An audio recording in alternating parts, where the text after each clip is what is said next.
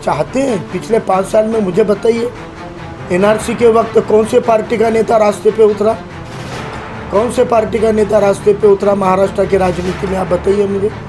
जब आपको यहाँ पर भोंगी की राजनीति की गई तब कौन से पार्टी का नेता रास्ते पे उतरा? जब नबी करीम सल्लल्लाहु अलैहि वसल्लम की बेहुरमती हो रही थी तब चुनकर आए वाले 70 साल से वोट लिए हुए किसी भी पार्टी के, किसी भी धर्म के नेता ने उपाय नहीं निकाला। पैगंबर बिल का प्रपोजल बनाकर अंबेडकर साहब ने उपाय निकाला। जब औरंगजेब टीपू सुल्तान के स्टेटस को लेके दंगे और फसादात हो रहे थे उस वक्त में किसने आवाज़ उठाई? किसने औरंगजेब के मज़ार पे जाके उस मामले को रफा दफा करते हुए ये कहने की जुर्रत दिखाई कि मैं यहाँ पर आया हूँ, आप मुझ पर गुनाह दाखिल करके दिखाओ? आपको मैं कहता हूँ कि 6 सीटों का प्रस्ताव लिखित रूप में ईमेल पर प्रेस कॉन्फ्रेंस का आप मुझे लाकर बता दें, हम राजनीति छोड़ देंगे। जैसे गठबंधन टूटने के बावजूद अकोला से एमआईएम ने आप लोगों को समर्थन किया, इसके बावजूद आपने औरंगाबाद से हमने मांगा नहीं था, हमने मांगा वंचित बहुजन आघाड़ी की ओर से साउथ सेंटर इस लोकसभा क्षेत्र में एक मजबूत कैंडिडेचर देने का काम किया गया अबुल हसन खान। हम ये देखते हैं कि साउथ सेंट्रल लोकसभा क्षेत्र जो है ये पिछले 40 सालों से सबसे ज़्यादा माइनॉरिटी और पिछड़े मतदाताओं का मतदार संघ रहने के बावजूद इसके ऊपर राजनीति तो बहुत की गई लेकिन यहाँ पर न्याय देने का काम नहीं हुआ। 1971 में एक माइनॉरिटी कम्युनिटी से बिलोंग करने वाले अब्दुल कादर सालेबॉय इस निर्वाचन क्षेत्र से खासदार बने हुए हैं और 2 चुनाव पहले प्रिंसिपल सोहेल लोखंडवाला 100-125 वोटों से यहाँ हारे हुए हैं। यहाँ पर इतनी बड़ी संख्या में माइनॉरिटी मुस्लिम्स और अम्बेडकरवादी समाज रहते हुए कभी भी किसी भी सेक्युलर पार्टी ने उनको चुनकर लाने के लिए जोर नहीं लगाया। ठीक उसी तरह जैसे औरंगाबाद के अंदर 25 सालों से कांग्रेस एनसीपी मिलकर वहाँ पर खुद की सीट और किसी मुस्लिम को चुनवा कर नहीं ला पाई थी, वही काम आज अली जनाब प्रकाश अम्बेडकर साहब के नेतृत्व में वंचित बहुजन आघाड़ी ने इस साउथ सेंट्रल मतदार संघ में निर्वाचन क्षेत्र में बीड़ा उठाया है कि अबुल हसन खान को इंशाल्लाह हम 2024 का मेंबर ऑफ पार्लियामेंट यहाँ से बनाने जा रहे हैं। आपने देखा कि यहाँ पर पिछली बारी में सेना भाजपा एक साथ लड़कर 4,06,000 पर सीट निकली हुई है और अब आप देखते हैं कि जो सेक्युलर पार्टी के लोगों ने आपको आज तक सेना भाजपा से डरा कर वोट लिया है, आज वो एक भी सेक्युलर पार्टी मैदान में नहीं है। आपके सामने विकल्प बुरा और बहुत बुरा ही है, इसलिए आज एक विकल्प देने का काम वंचित बहुजन आघाड़ी ने यहाँ पर किया हुआ है और हम जानते हैं कि इस बार 100% वंचित बहुजन आघाड़ी के जो उम्मीदवार है अबुल हसन खान इस साउथ सेंट्रल से चुनकर आ रहे हैं। 40 सालों में हमने जिनको वोट दिए वो आज विकल्प के तौर पे सामने नहीं है, लेकिन अब हम एक ऐसा विकल्प खड़ा करेंगे कि इंशाल्लाह आने वाले 40 सालों तक हमारा यह विकल्प यहाँ निर्वाचन क्षेत्र के काम आएगा। अब आपके कोई क्वेश्चन है? लेकिन जिस तरीके से प्रकाश अंबेडकर ने आने वाले पिछले चुनाव में ओवैसी साहब से गठबंधन किया था, उसके बाद उस गठबंधन को तोड़ दिया, क्या कारण था कि गठबंधन को तोड़ दिया गया है? और क्या प्रकाश अंबेडकर दिखाना चाहते हैं कि मैं मुसलमानों की आवाज़ हूँ? दिखाने चाहते हैं? पिछले 5 साल में मुझे बताइए, एनआरसी के वक्त कौन से पार्टी का नेता रास्ते पे उतरा? कौन से पार्टी का नेता रास्ते पे उतरा महाराष्ट्र की राजनीति में? आप बताइए मुझे। जब आपको यहाँ पर भोंगी की राजनीति की गई तब कौन से पार्टी का नेता रास्ते पे उतरा? जब नबी करीम सल्लल्लाहु अलैहि वसल्लम की बेहुरमती हो रही थी तब चुनकर आए वाले 70 साल से वोट लिए हुए किसी भी पार्टी के, किसी भी धर्म के नेता ने उपाय नहीं निकाला। पैगंबर बिल का प्रपोजल बनाकर अंबेडकर साहब ने उपाय निकाला। जब औरंगजेब टीपू सुल्तान के स्टेटस को लेके दंगे और फसादात हो रहे थे उस वक्त में किसने आवाज़ उठाई? किसने औरंगजेब के मज़ार पे जाके उस मामले को रफा दफा करते हुए ये कहने की जुर्रत दिखाई कि मैं यहाँ पर आया हूँ, आप मुझ पर गुनाह दाखिल करके दिखाओ? नहीं तो पुलिस स्टेशन में सर्रास तौर पे हम देख रहे हैं कि मामले दर्ज हो रहे थे। जब भी कोई भी मुसीबत आई हर बार वो उठे हैं। और साहब आपकी जानकारी लीजिए, हमने गठबंधन नहीं तोड़ा है। उस गठबंधन का लाभ अगर किसी को मिला, फ़ायदा किसी को मिला तो वो मजलिस को मिला था वंचित बहुजन आघाड़ी की बदौलत, और वो फ़ायदा लेने के बाद इम्तियाज़ जलील खुद लेटर निकाल कर वो आघाड़ी के बाहर हो गए। उन्होंने सब्र से काम नहीं लिया, उन्होंने अपना सियासी ज़र्फ नहीं दिखाया, उसका नुकसान हुआ। अब हमने ये तय किया कि खुद वंचित की बहुत बड़ी लीडरशिप, आप देख रहे हैं कि मुंबई प्रदेश का अध्यक्ष यहाँ पर हमने मुस्लिम को दिया है। महाराष्ट्र कमेटी के अंदर कई मुस्लिम चेहरे हैं। महाराष्ट्र के कई ज़िलों पर हम माइनॉरिटी सेल में नहीं डालते, हम फादर बॉडी पेरेंट बॉडी में अहम जिम्मेदारी पे दे दें। इसलिए हमें लगता है कि वंचित बहुजन आघाड़ी मुसलमानों के लिए एक बेहतर विकल्प है। सर पहले वीबीए से गठबंधन टूटने के बावजूद अकोला से एमआईएम ने आप लोगों को समर्थन किया, इसके बावजूद आपने औरंगाबाद से हमने मांगा नहीं था, हमने मांगा नहीं था, पहली बात। दूसरी बात है कि उन्होंने हमको कोई भी समर्थन दिया ऐसा पत्र हमको नहीं मिला। उनके भाषण की कोई क्लिप वायरल हुई है लेकिन आधिकारिक पत्र नहीं मिला, और उन्होंने हमको समर्थन देने से पहले हमारा उम्मीदवार जाहिर हो चुका था, इसलिए वो तो सवाल ही नहीं, उन्होंने वैसे हमको मांगा भी नहीं। सर पहले महाविकास आघाड़ी के साथ जाने का पूरा सब कुछ बन चुका था, मीटिंग्स भी हो रही थी, 6 सीट का प्रस्ताव भी दिया गया था महाविकास आघाड़ी की ओर से, आखिर फिर 7 सीटें उतार कर मैदान में उतरने का क्या कारण है? आपको मैं कहता हूं कि 6 सीटों का प्रस्ताव लिखित रूप में ईमेल पर, प्रेस कॉन्फ्रेंस का आप मुझे लाकर बता दें, हम राजनीति छोड़ देंगे। उन्होंने हमको 4 सीट का पहले और बाद में 5 का आंकड़ा बोला है। आपको हम बताएं 2019 में हमने इस महाराष्ट्र की 16 लोकसभा की सीटें ऐसी है जहां हमको 3 लाख से ज़्यादा, 3 लाख, पौने 3 लाख, 2.5 लाख, 2.25 लाख, 2 लाख, पौने 2 लाख वोट हमको मिले हैं 16 जगह पे, 16 लोकसभा में। और जो सीटें वो हमको दे रहे थे, अकोला छोड़कर जो सीटें दे रहे थे, वो सीटें ऐसी जगह है जहाँ हम चौथे 5वें नंबर पर नहीं थे। यानी उनके साथ आघाड़ी में जाकर 100% हारने की बजाय अपने बल पर जीतने की राजनीति को प्रीफर करना, ये आदरणीय बाला साहब अम्बेडकर जी का फैसला था।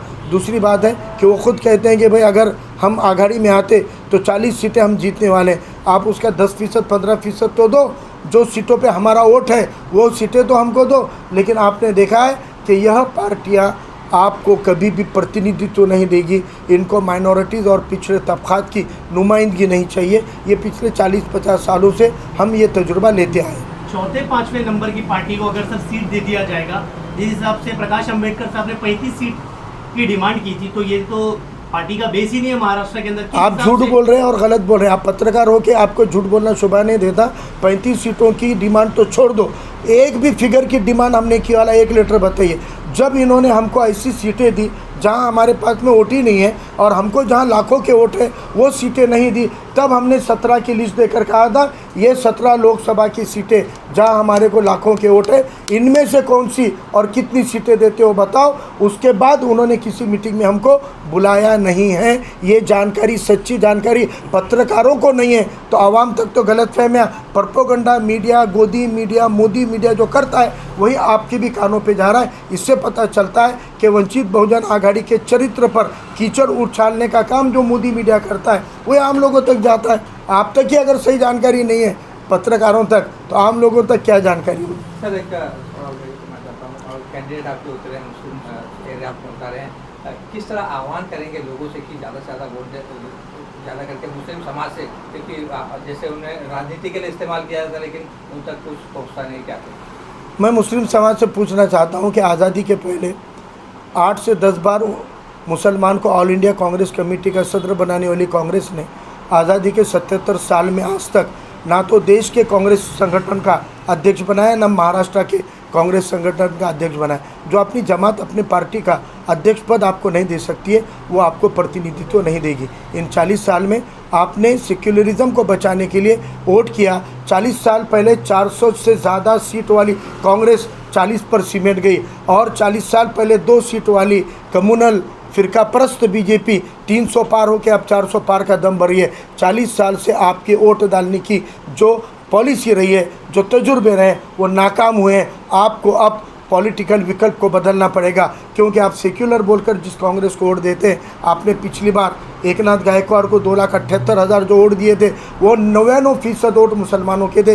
दिगर कोई तबका इस पार्टी को वोट नहीं देता है। सेक्युलरिज्म के नाम से आपने कांग्रेस को एक मुस्लिम लीग बना दिया है। दिगर तबकों के साथ गए बिना हम फिरका परस्तों को हरा नहीं सकते। ये आपको गोल्डन चांस मिला हुआ है। यहाँ फिरका परस्त ताकतें तकसीम होने वाली है और इनकी तकसीम में, इनके डिवीज़न में आपको गोल्डन चांस मिला है अपनी नुमाइंदगी को चुन कर लाने का। और मैं पूरे दावे के साथ कहता हूँ इंशाअल्लाह 2024 का साउथ सेंटर का एमपी अबुल हसन खान वंचित बहुजन आघाड़ी से चुनकर आ। किसी भी नेशनल पार्टी ने मुस्लिम कैंडिडेट को उम्मीदवारी नहीं दिया है, वंचित ने इसका ख्याल रखते हुए मुंबई में सबसे ज़्यादा मुस्लिम कैंडिडेट को उतारा है। क्या कहना चाहेंगे, क्योंकि मुस्लिम समाज में एक गुस्सा था, रोष था, जिसे वंचित ने पूरा किया, आज क्या कहना चाहेंगे? देखिए, हमने पिछले साल भी 5 लोकसभा के कैंडिडेट दिए थे। इस साल भी हमने 6-7 दिए हैं। इस साल हमारे 2 कैंडिडेट बनने के पीछे की वजह यह है कि जब कोई भी पार्टी महायुति हो कि महाविकास आघाड़ी हो, आज सेक्युलर के अपने आप को सेक्युलर है प्रोजेक्ट करने वाली उद्धव जी की शिवसेना से मैं पूछना चाहता हूं कि जिन बाला साहब ठाकरे को लोग कम्युनल नज़र से देखते थे, उनको तो भी एक साबिर शेख मिल गया था उम्मीदवारी देने के लिए। क्या उद्धव साहब को एक भी साबिर शेख नहीं मिला है पूरे महाराष्ट्र में जहाँ पर वो एक कैंडिडेट दे पाएँ? क्या फिर कांग्रेस और एनसीपी को एक भी मुसलमान इस काबिल नहीं लगता है कि वो महाराष्ट्र में लोकसभा की उम्मीदवारी चुनाव लड़ सके या वो चुनकर आकर पार्लियामेंट में नुमाइंदगी कर सके? अरे ये तो छोड़ दो, महाराष्ट्र से जब राज्यसभा पे मेंबर देना था तब उनको महाराष्ट्र में एक लायक आदमी नहीं मिला, एक काबिल मुसलमान नहीं मिला, तो उन्होंने यूपी के इमरान प्रतापगढ़ी को महाराष्ट्र से नुमाइंदगी देने का काम किया। ये कांग्रेस एनसीपी की हकीकत को जान लीजिए, ये आपकी नुमाइंदगी बढ़ाने नहीं उसको डुबाने के लिए आई हुई जमात है। वंचित बहुजन आघाड़ी ने 19 में महाराष्ट्र में 25 साल 40 साल से सिवाय अंतुले साहब के एक भी मेंबर ऑफ पार्लियामेंट उस पार्लियामेंट में चुनकर नहीं गया जिस पार्लियामेंट में आपके शरीयत के कानून बनते हैं, आपके 3 तलाक के 370 के जैसे काले कानून एनआरसी के जैसे बनते हैं। उस पार्लियामेंट में 2 करोड़ महाराष्ट्र के मुसलमानों का एक भी नुमाइंदा नहीं था। 19 में भी प्रकाश अंबेडकर साहब की वजह से गया और इंशाल्लाह 24 में भी प्रकाश अंबेडकर साहब के साथ ही पार्लियामेंट में वंचित ही मुस्लिम एमपीज को भेजेगी। फारूक साहब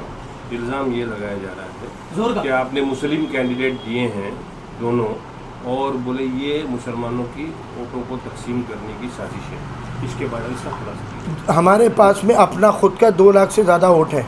पिछली लोकसभा में हमने 1 लाख से करीब वोट्स लिए हैं।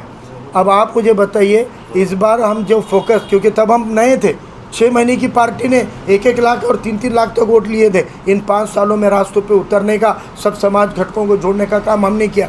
हमारे पास मुस्लिम वोट छोड़कर 2 लाख से ज़्यादा वोट है बॉम्बे के हर लोकसभा के अंदर। सभी वंचित बहुजन तबकों का 2-2.5 लाख वोट का बेस हमारा है। हम वोट नहीं काटेंगे, उल्टा मुसलमान हमको वोट देंगे तो ही आएंगे। मुझे बताओ 2,78,000 वोट मिले कांग्रेस के कैंडिडेट को साउथ सेंटर के, तो मुसलमानों का पिछले साल 3 लाख वोट हुआ था ईवीएम में। फिर अकेले कांग्रेस को 3.25 लाख वोट, 2,78,000, तो मुसलमानों के अलावा कौन से बूथ पर वोट है? आप बूथ लिस्ट निकाल कर चेक कीजिए। वोट काटने का काम कांग्रेस कर रही थी, वोटों का बेस वंचित, और उसको अगर मुस्लिम वोट जुड़ता है, दिगर संविधान प्रेमी जुड़ता है तो कामयाबी मिलती है। ये हम दावे के साथ आपको कहना चाहते हैं। आज़ादी से लेकर आज तक ये देखा गया है कि हमेशा मुस्लिम वोटों का बंटवारा ही हुआ है, मुस्लिम कभी एकजुट होकर मतदान नहीं कर पाया। लेकिन आज पहली बार ये देखा जा रहा है इस इलेक्शन में कि तमाम मुस्लिम उलमा और तमाम मुस्लिम समाज और तबके के लोग एक प्लेटफॉर्म पर आकर एक सोच के साथ वोट करने को जा रहे हैं। फिर ये मुस्लिम कार्ड खेलकर इंतशार पैदा करने का क्या सवाल उठता है? मुसलमान कभी भी बटकर वोट नहीं करा है। मुसलमानों ने ख़ास तौर से सेंटर में, मैं ये दावे के साथ कहता हूँ, इन 40 सालों में कांग्रेस नाम की सेक्युलर जमात को अपना जितना वोट होता है वो 90% करता आया है, क्योंकि वो सेक्युलरिज्म को बचाने की लड़ाई समझकर लड़ रहा था।